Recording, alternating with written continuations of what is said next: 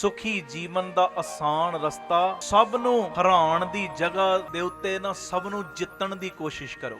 ਸਭ ਨੂੰ ਲਤਾੜਨ ਦੀ ਜਗ੍ਹਾ ਸਭ ਨੂੰ ਜਿੱਤਣ ਦੀ ਕੋਸ਼ਿਸ਼ ਕਰੋ। ਪਿਆਰ ਦੇ ਨਾਲ, ਮੁਹੱਬਤ ਦੇ ਨਾਲ। ਸਾਰੇ ਜਿੱਤੇ ਉਦੋਂ ਜਾਣਗੇ ਜਦੋਂ ਤੂੰ ਆਪਣੇ ਆਪ ਨੂੰ ਜਿੱਤਣ ਦੀ ਕੋਸ਼ਿਸ਼ ਕਰੇਂਗਾ, ਜਦੋਂ ਤੂੰ ਆਪ ਅੰਮ੍ਰਿਤ ਵੇਲਾ ਸੰਭਾਲੇਂਗਾ, ਜਦੋਂ ਬਾਣੀ ਦਾ ਪਹਿਰਾ ਵਧਾਏਂਗਾ, ਜਦੋਂ ਗੁਰੂ ਨਾਲ ਨੇੜਤਾ ਤੇਰੀ ਬਣੇਗੀ, ਜਦੋਂ ਆਪਣੇ ਆਪ ਨੂੰ ਜਿੱਤਣ ਦੀ ਕੋਸ਼ਿਸ਼ ਕਰੇਗਾ ਨਾ, ਮਨ ਜੀਤੈ ਜਗ ਜੀਤ। ਸੁਣਿਓ, ਸੁਖੀ ਜੀਵਨ ਦਾ ਆਸਾਨ ਰਸਤਾ ਸਭ ਨੂੰ ਹਰਾਉਣ ਦੀ ਜਗ੍ਹਾ ਸਭ ਨੂੰ ਜਿੱਤਣ ਦੀ ਕੋਸ਼ਿਸ਼ ਕਰੋ, ਤੇ ਲੋਕਾਂ ਦੇ ਉੱਤੇ ਹੱਸਣ ਦੀ ਜਗ੍ਹਾ ਲੋਕਾਂ ਦੇ ਨਾਲ ਹੱਸਣਾ ਸ਼ੁਰੂ ਕਰ ਦਿਓ। ਮਿਲ ਕੇ ਹੱਸੋ, ਮਿਲ ਕੇ ਮੁਸਕਰਾਓ, ਪਰਿਵਾਰਕ ਜੀਆਂ ਨਾਲ ਬੈਠੋ, ਗੱਲਾਂ ਬਾਤਾਂ ਕਰੋ, ਇੱਕ ਦੂਜੇ ਦੇ ਦੁੱਖ ਸੁੱਖ ਫਰੋਲੋ, ਹਾਸੇ ਵਾਲੀਆਂ ਗੱਲਾਂ ਕਰੋ, ਆਪਣੇ ਅੰਦਰਲੀ ਤਰੱਕੀ ਦੀਆਂ ਗੱਲਾਂ ਕਰੋ, ਜਿਹਦੇ ਨਾਲ ਫਿਰ ਤੁਹਾਡੇ ਜੀਵਨ ਦਾ ਜਿਹੜਾ ਰਸਤਾ ਉਹ ਆਸਾਨ ਹੁੰਦਾ ਜਾਏਗਾ।